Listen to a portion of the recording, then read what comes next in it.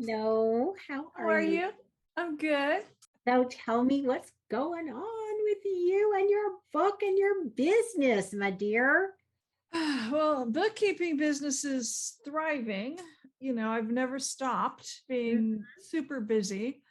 Yeah, So thankfully, my business does not require me to be anywhere in person, which is good because I wanted to stop driving around to everybody.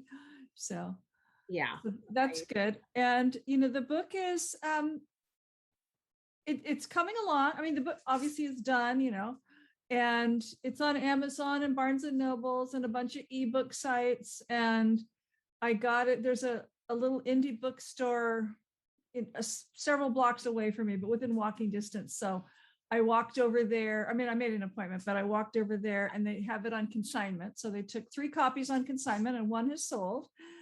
So and then he had, it's funny because the cover is not UFO related, but he had it in the UFO section because I talk about UFOs in there.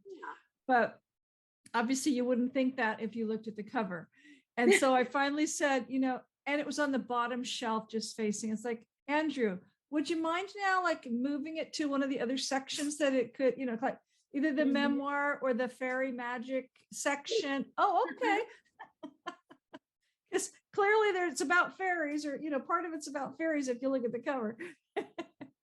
Well, it's so funny because another client worked with a small publisher and they had completely miscategorized her book. I mean, it wasn't even, not even any of the content related to the categories that they picked, despite the fact that she very clearly identified what her categories were. Is it I mean, it is a memoir, but it's like, do you put it in the memoir? Do you put it with the magic? It's like, where do you put it? Well, But it goes a lot of places. have you gone back into KDP and asked for additional categories, or are you still under just 3 categories? Oh, for Amazon? Because I went through Ingram Spark. Yeah. I didn't sign up with AD because they want you to just go through them, and now it is what did we do, a fixed layout, and that was fine for everybody but Amazon.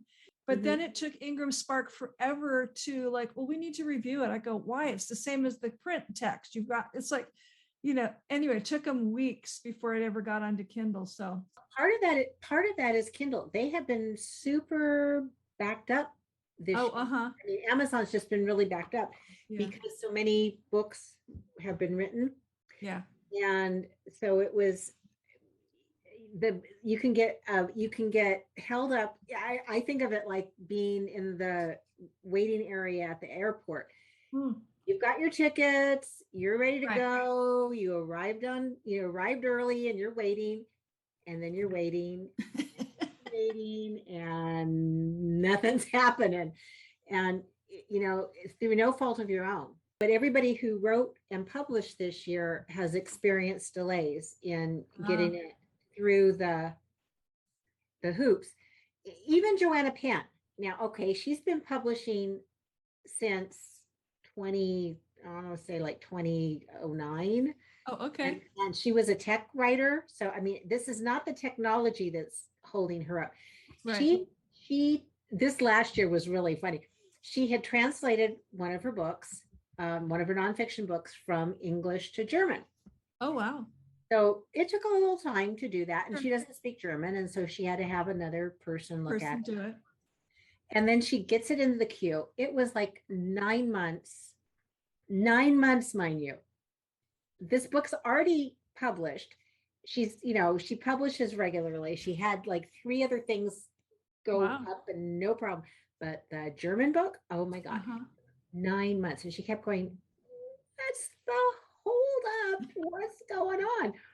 So it got to be a joke because like every time she was, talking on her podcast, she'd say, well, yeah, I'm still waiting for the German book. And I had hoped to have all of these come out at the same, yeah, not happening. She was trying to do the ebook, the print book, and the audiobook, another one. And she wanted them all to kind of be at the same time. Right. No. Well, the fixed layout ebook and the print book, got uploaded or went out to the ether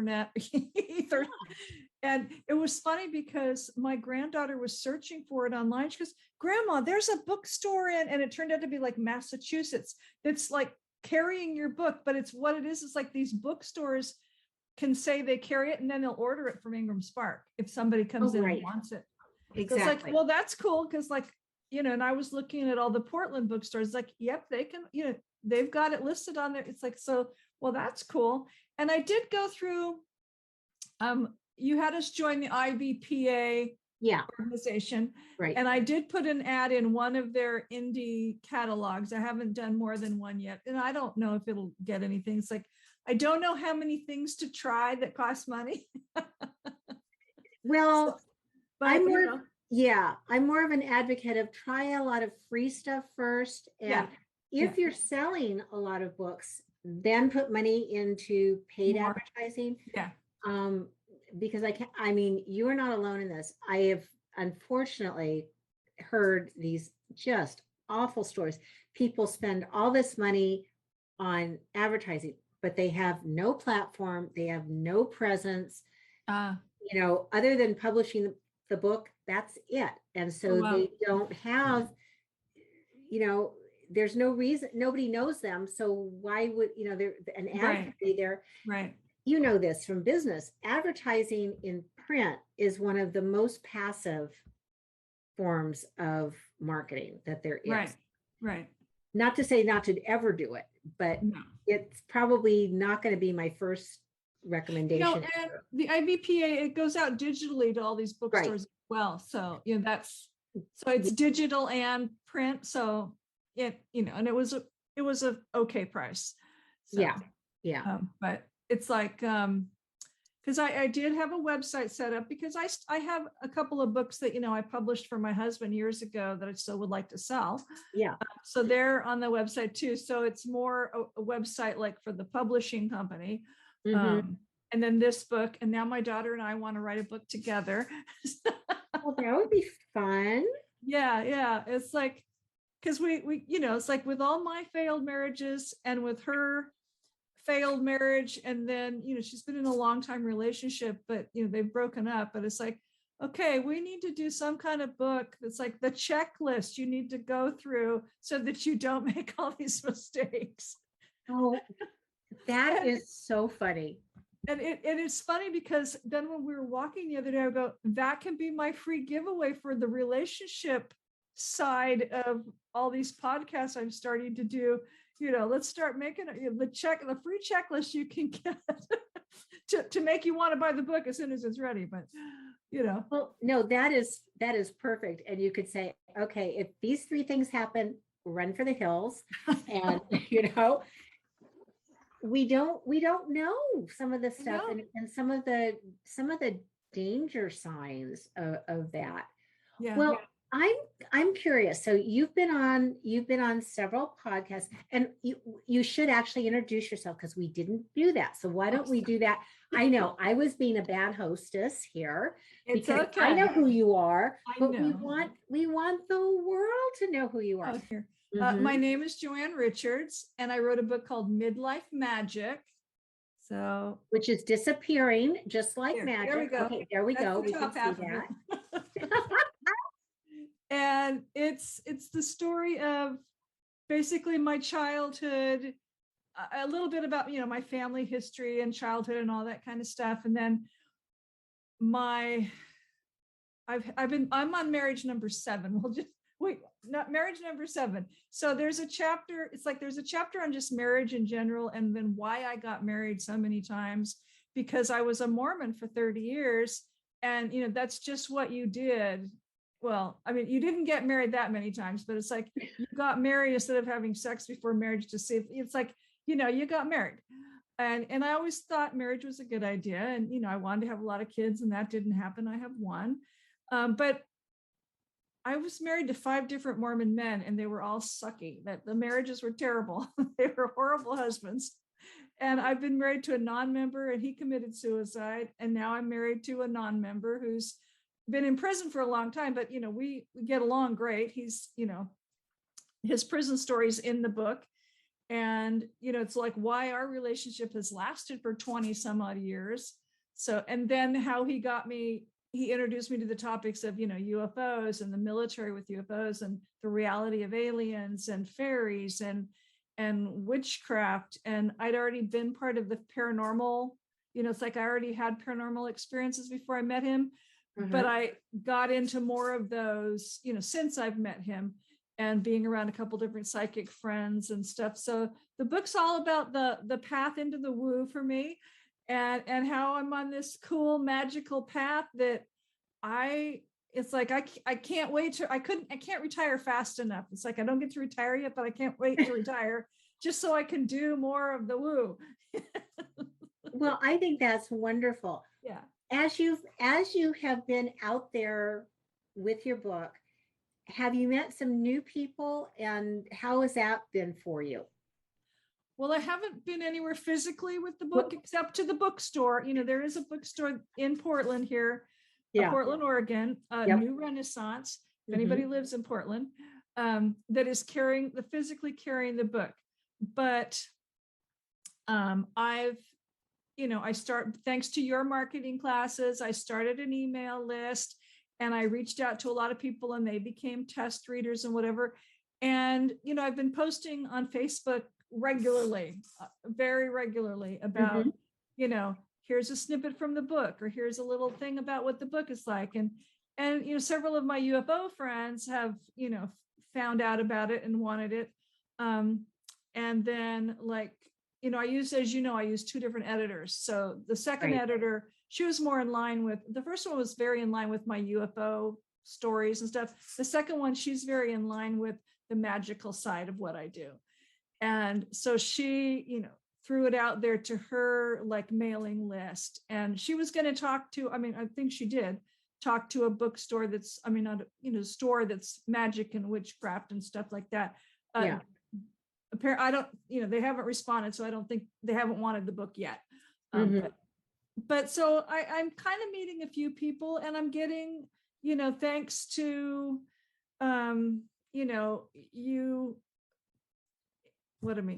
driving me to go listen to that one networking talk for this meeting you were at. I heard about Nancy Juetten, and then that taught me, it's like podcasts. Oh, I should try that.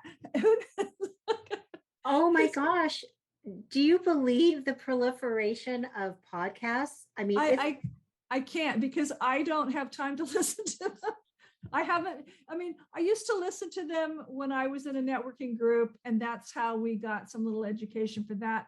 But I have found 3 or 4 podcast matching sites, and 2 of them have found me several matches. So 3 of the interviews I did were through matchmaker.fm. Yep. And one that I have booked up for not this coming weekend, but next week on October 2nd, is through podmatch.com. Yeah. So yeah. As soon as Nancy Juetten had mentioned Podmatch, I got on there, and you still have to fill out. You can't just send them your media one sheet. You had to fill out everything from that for them. Yeah. But and now every day you can check, and they're finding matches for me. So it's and the dating, one, isn't it? It's a dating site for podcasts. I know, it's and so I've done some about aliens and UFOs, and I've done some about, one of the ones I did was about the paranormal and all my ghost stories. And then they wanted to get into the aliens, so we did that. And one of the shows, because one of my marriages, well, 2 of them, but one mainly involved physical abuse. So the host, he goes, before the show, he goes, well, I used to be a cop on a domestic violence task force, and I really would like to get into that if you don't mind. And I said, no, not at all. It's over, done with. We left that husband a long, long time ago. We never got around to talking about, we were talking about other things, and he wants me back anyway. So everybody that's had me on so far wants me back, which is great. So, well, that right there is pretty darn remarkable. Yeah. So that is wonderful. Are you finding, what are the size of the shows that you've been on? We're kind of diverting from what I normally would ask, but I think this is good. No, this is good, because this is a way people really need to understand this. Podcasts sell books. Of the books that are in my immediate vicinity right now, probably more than 50%. I heard a recommendation on a podcast and I checked it out.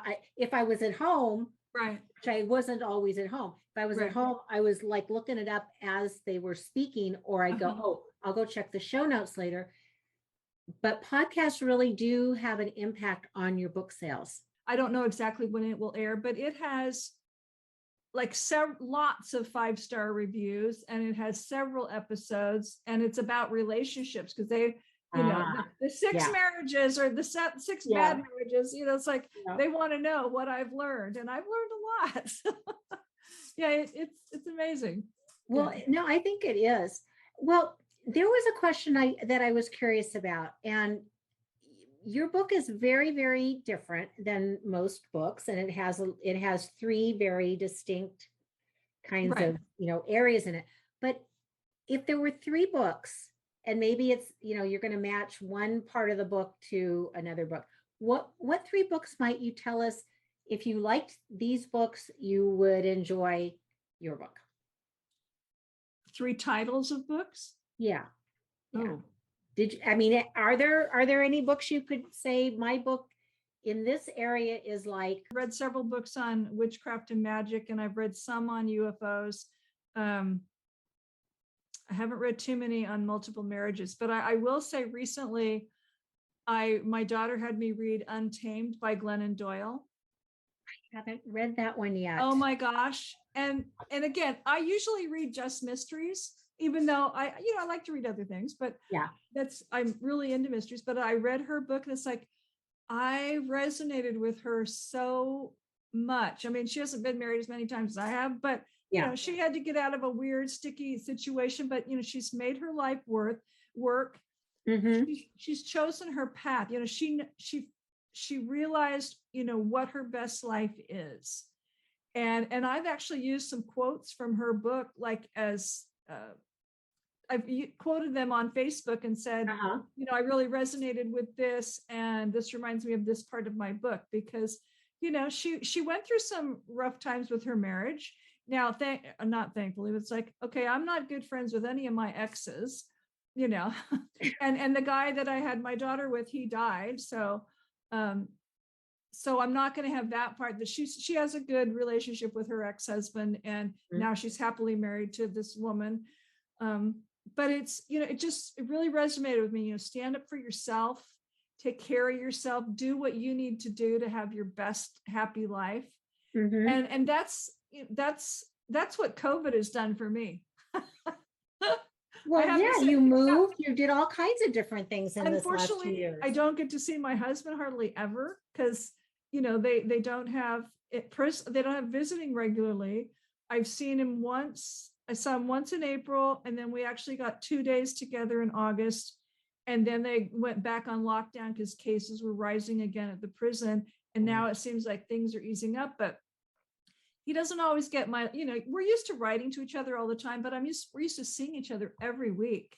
Wow. Because his prison is an hour from our Marin house. So I would just, you know, run over there, and that was my Sunday.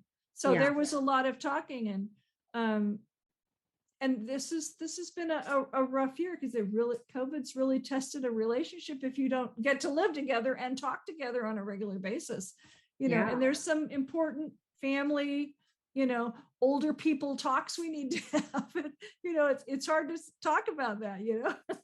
Oh my gosh. You just made me think, what about collecting the letters and turning that into a book as well? Or maybe that's interesting. That's interesting. Yeah, I've got pretty much every letter he's written me in the last 20 some odd years. He doesn't save my letters, but I have all of his. Yeah. Well, I bet that would be interesting to take a look at some point. Oh, that's a good point. That's a good point. Yeah. Wow. Well, you know, some of us have gotten sick of being with the same person and seeing them every day. I know. Yeah. I mean, the first year was the worst. It's gotten a little bit better. Well, I mean, you've kind of told some of the quirky kinds of things that happen, but I mean, now people who don't know you don't know that your day job is accounting. I'm a bookkeeper. Yeah. Yeah. And, you know, trying to rationalize it is like, oh, oh, because most of us have a different picture. I don't, because I actually worked in an accounting firm. They were the craziest people I've ever worked with, I think. They were all funny. They were all really funny. But, people think of that as being such a very sedate and prescribed kind of business. Yeah, I've really come out of some kind of shell in the last year or so. And again, my life kind of got turned upside down with COVID and not seeing Mark. And then I was really realizing, okay, what it is that, I'm getting older. What do I want for myself? And then, I finally had time to work on this book that a friend of mine had told me years ago. Well, where's your book? Where's your story? You're just talking about your husband's experiences. Where's your story? I was like, well, I guess I should start writing stuff down. And the book's not very long, but I have to say, my daughter, she's so impressed with her mom at the moment. And she goes, you're my hero. And so if nothing else, I'm standing up for myself. I don't see myself as a codependent anymore. I'm not doing just what the man wants. And, I'm making headway. And if I don't sell any more books than what I've sold, I've still done a good job, and it's still a good book.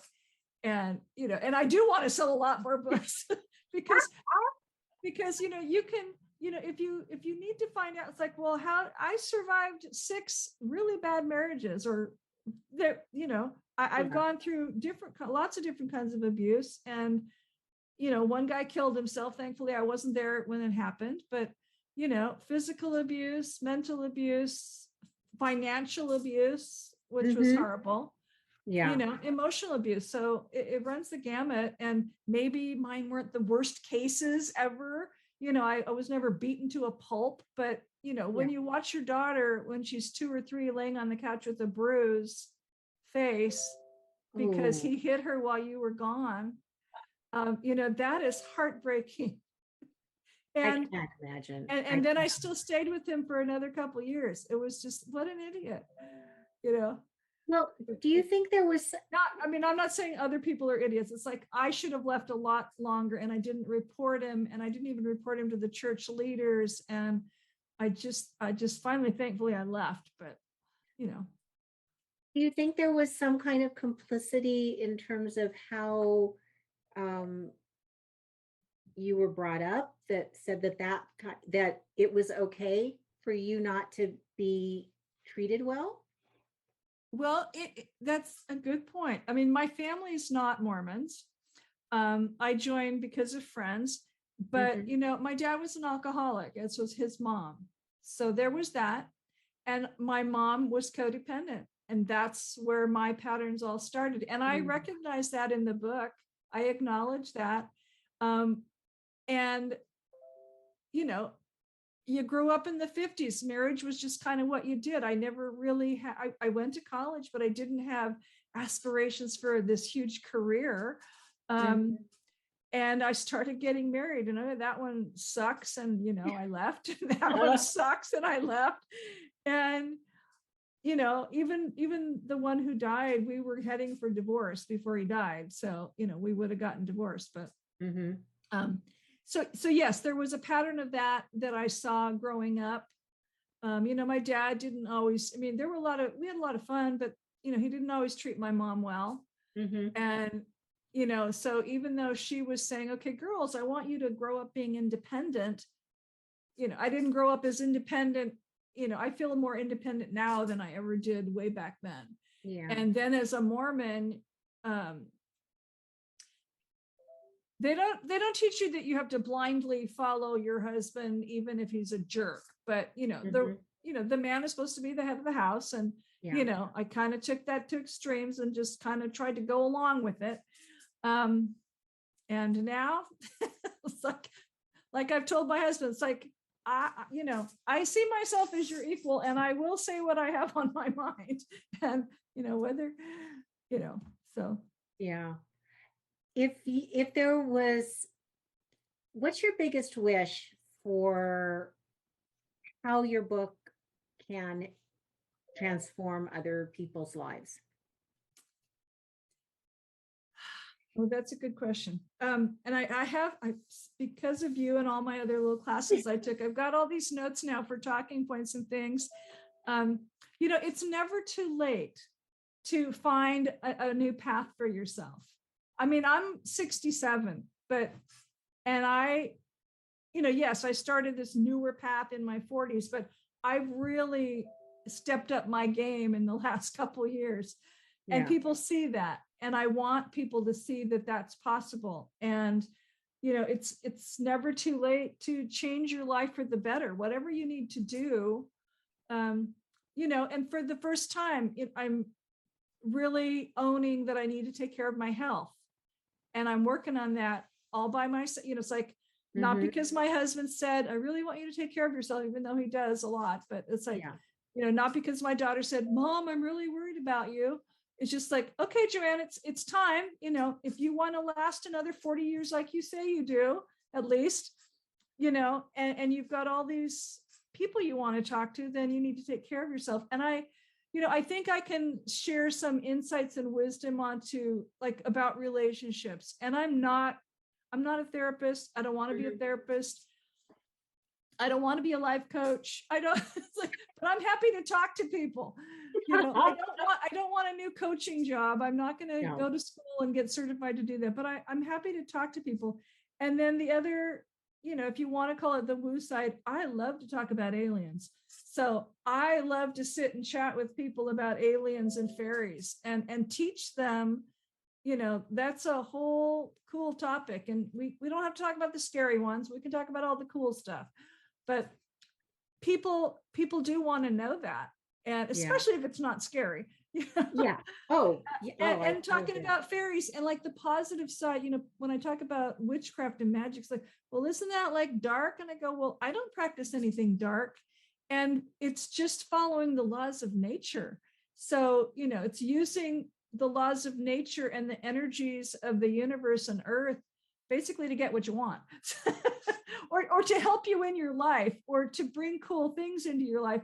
And so that's how I use it. And I, use it to honor nature. And, I've used it a lot as I've progressed with the book writing and the book marketing. And it's like, okay. And this weekend, there's a conference in the Bay Area, and it was in person, but, it's virtual this year, called the Wisdom Conference. And it has a lot of light workers and holistic healers and things. They asked me to speak.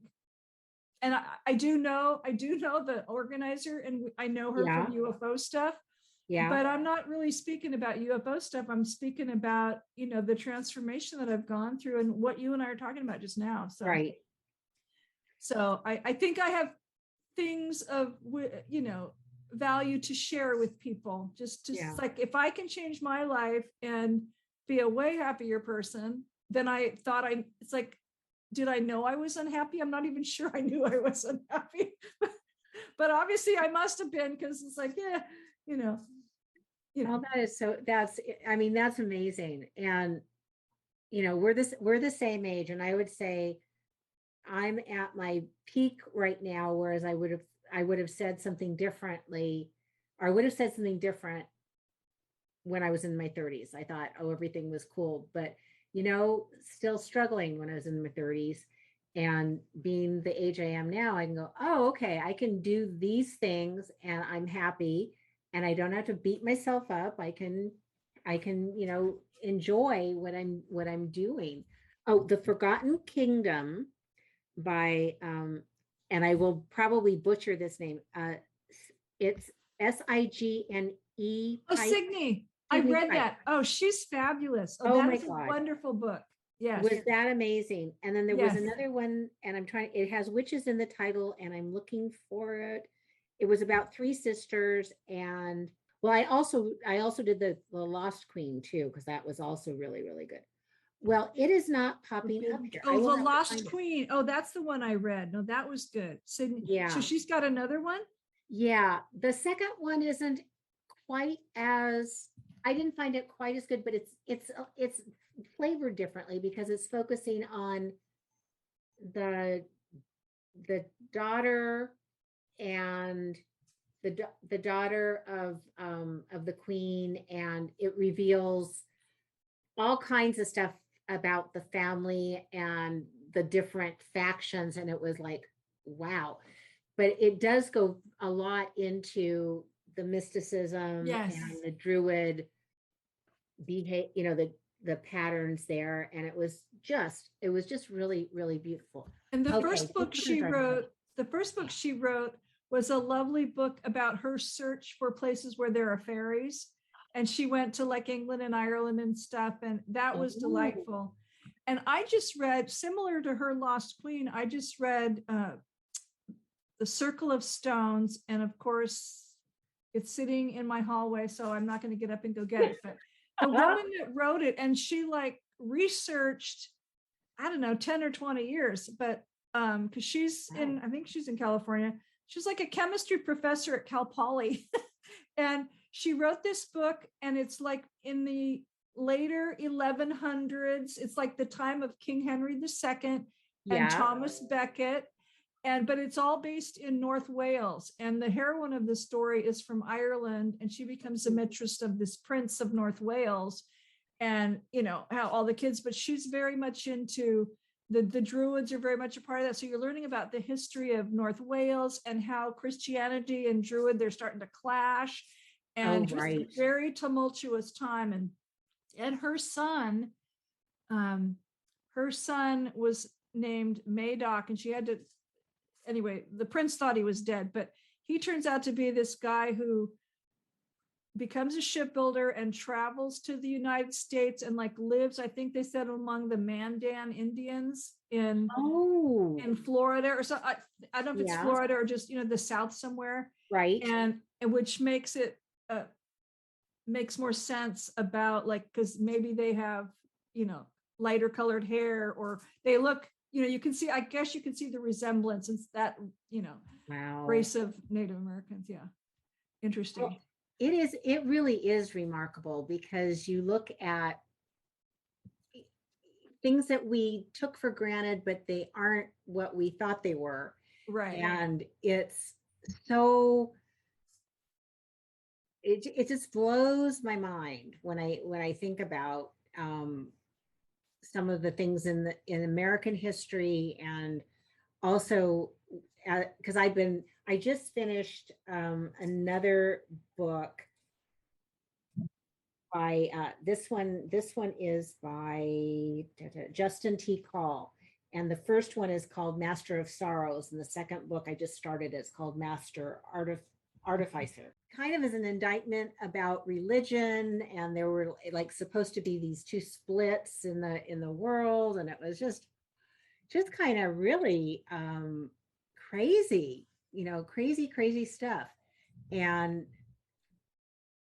I get so caught up, and I just love listening to Irish and Scottish accents, and it just kind of takes me somewhere else. And I think that's the, and as I'm listening, I'm thinking, wow, wouldn't it be cool? And the second book of, the Lost Kingdom series by Pike, it really,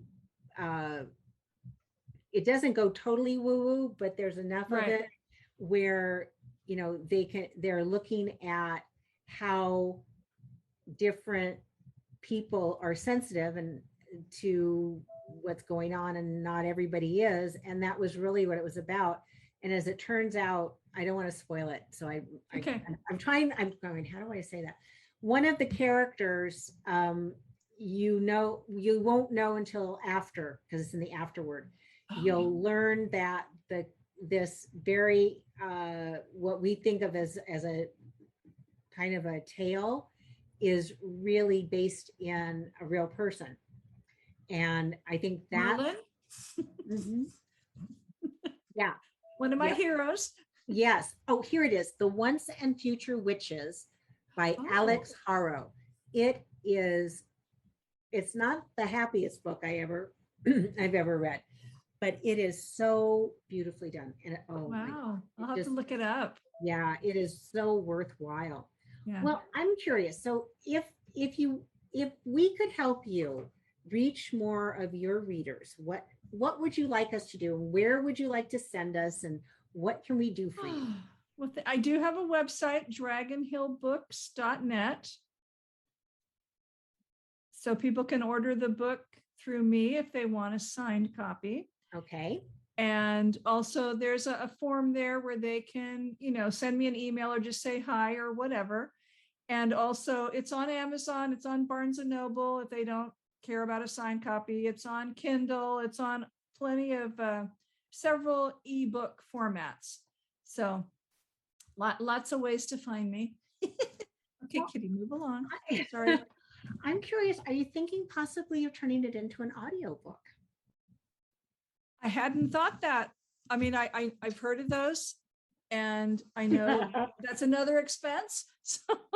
Well, if it's a shorter book, it may not be as expensive as you think. Oh, all right. So it's worth exploring because, well, I started, I'm trying to think, when did I listen to my first audiobook? Probably not that long ago, but of course during the pandemic. Yeah, right. I bought the noise canceling headphones, and for when I was doing like an hour walk every day for most of last year. I'm not walking quite as much because now my gym's open again, thank God. But I would walk and just, I'm listening and I would go, oh, I think I better turn around.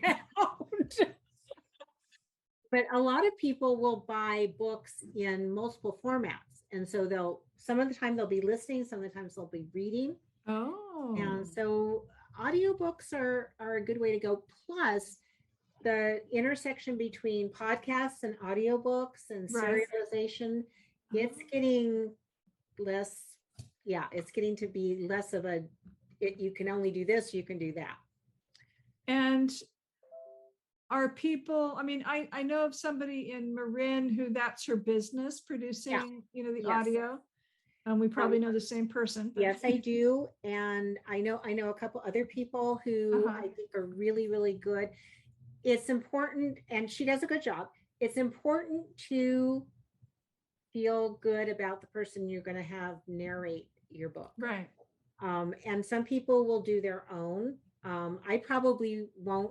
I don't know. I keep going back and forth on that. We'll see. I may actually just do my book audio first and then do the print, because I'm so pokey getting the typing part done. But it's really kind of an adventure right now, and we're seeing some remarkable things in the publishing industry. Right. And because of the pandemic, a lot of people started listening who hadn't before. Oh, good point. Yeah. Good point. Yep. I hadn't thought of an audiobook, but I mean, my daughter, she reads a lot on Kindle, and I'm not sure if she does audiobooks. I know my sister likes audiobooks because she and her husband will, play them when they're driving around in their motorhome, that kind of thing. So yeah. So interesting. Well, it's really funny because I got my husband hooked. It's one of those, if I would have known, I never would have done that. Because he will just be, he gets lost listening to the books, and then I have to say, you got to turn it off now because I'd actually like to have a conversation. And we listen to some of the same books, but not completely, because he really likes police procedurals, and I go in fits and starts with that. I'm more of the, I like the mysticism and some more interesting kinds of things, and the different languages are just fun to listen to. Oh, cool. Yeah, I love British languages, so Irish, Scotch, English. I watch a lot of British TV shows. I do too. And there's times we're going, what did they just, you know what they said? No. Do I need to turn on the subtitles? Yeah, that might be a good idea. Yeah. It depends on what part of. Oh, I know. Yeah. I've spoken in England several times at different UFO conferences, and the people in the north speak way different than the people closer to London and in the south. Yeah. It's like, huh? What'd you just say? Exactly. And that's what I was trying to figure out in the last two books. I'm going, where are they? And it turned out that the narrator for Master of Sorrows lives in Texas. He's not Really? even, yeah, he's not even. And I went, because I thought for sure it was one of the people who was on Outlander, one of the Oh, actors, and it wasn't. oh, really? But yeah, but it's really interesting because I started listening to another book Mm-hmm. by someone I know, and I didn't even think to preview the voice. And she didn't do the narration, somebody else did. And I got in and I was probably about 5 minutes in and I went, nope, Didn't like the voice. nope. I said, I'm not listening to this for, however many hours it was. So Wow. it was hard. It was hard. Well, this is really fun. And I know Well, thank you so much for doing it and offering it. oh, well, it's delightful. I decided I was going to do a video every day in the month of September for Author Challenge, to help people know that they can pick a social channel and post every day. And I thought, well, I'll be able to do that and they'll be short videos. Well, yeah, some of them are short and some of them are not. Some of them are really 3 minutes, some of them are 10-minute, and then I've got a few 30-minute ones in there. But I'm showing people how to do things. I'm going to talk about 15 ways to monetize your book. Good. Because that is one of the things that could change for you. So when you start writing your book, you may have a whole different picture, but at the end, monetization may be important, it may not. Right. But if it is, here's some different ideas on what to do. And you just go for I've it. got to see that video. Well, I hope you will. And, go check out my YouTube channel and we'll see. I'm going to stop the recording and I'm just going to say this is Judy Baker, book marketing mentor. And I help authors, especially busy women CEOs who've authored a nonfiction book, get more bang for their book. You can find me at bookmarketingmentor.com and I will see you again for Author Spotlight.